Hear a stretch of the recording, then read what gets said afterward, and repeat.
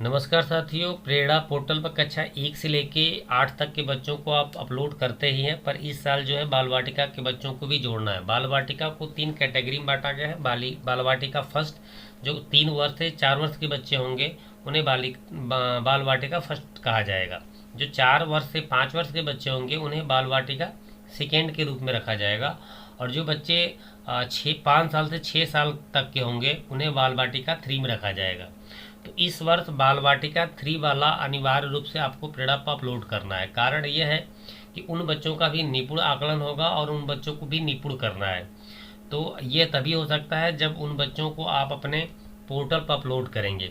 तो कैसे कैसे करना है आज की वीडियो में बताएंगे। यदि आपके यहाँ आंगनबाड़ी केंद्र है तो इसको तो अनिवार्य ही करना है। अगर आपके यहाँ आंगनबाड़ी केंद्र नहीं भी है तो भी अगर 5 से 6 वर्ष के बच्चे अगर आपके यहाँ पढ़ते हैं तो आपको अपलोड करना ही होगा।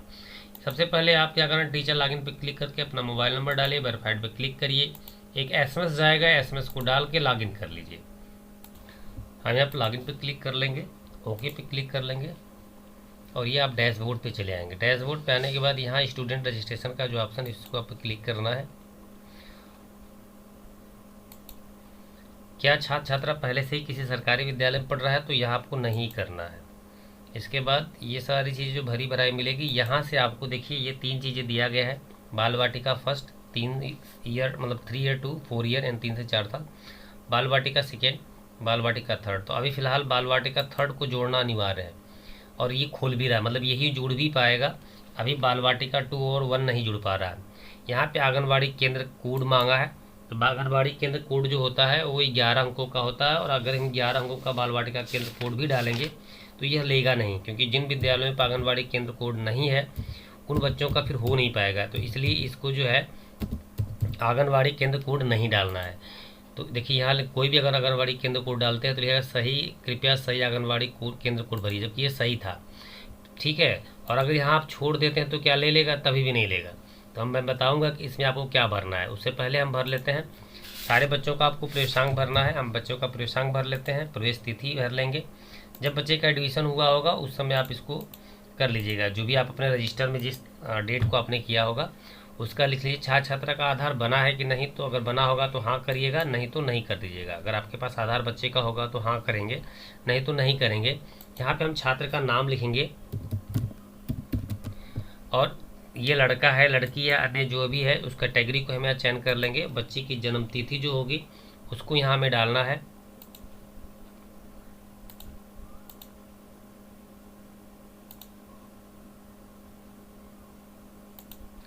और यहाँ बच्चे का पूरा पता डालना है, तो यहाँ पे आप पूरा पता लिख लीजिएगा।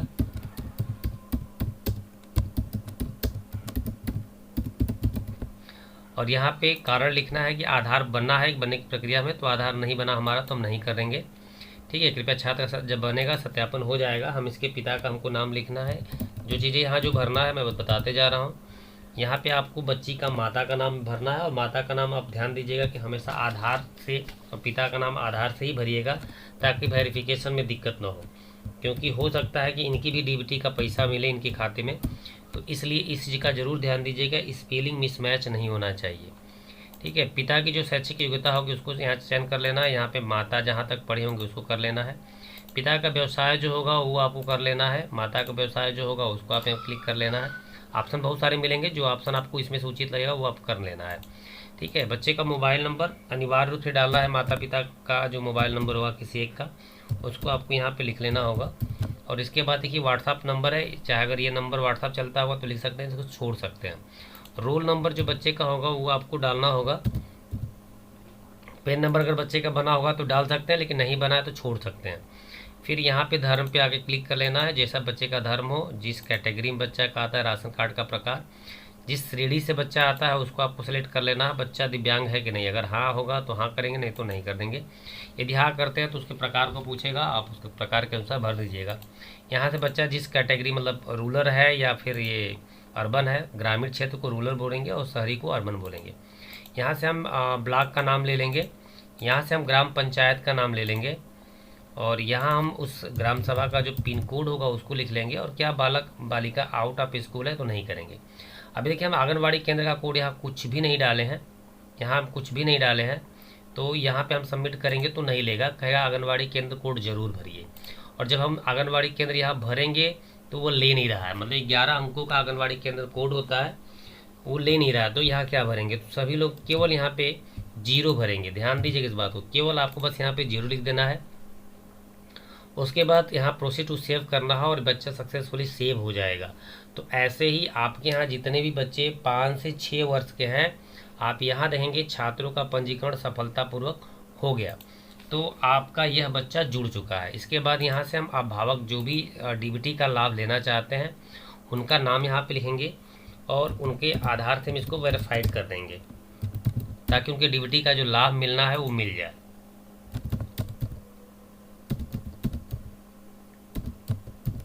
अगर फिलहाल अगर आपके पास आधार नहीं होगा तो आप इसको छोड़ भी सकते हैं।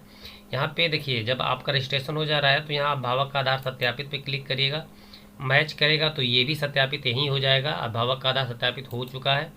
अब यहाँ पे कुछ नहीं करना है, पूर्णतः सुरक्षित करे पे क्लिक करिएगा, ओके पे क्लिक करिएगा, ये पूर्णतः सुरक्षित हो जाएगा। इसी प्रकार फिर आप दूसरे बच्चे का शुरू कर सकते हैं।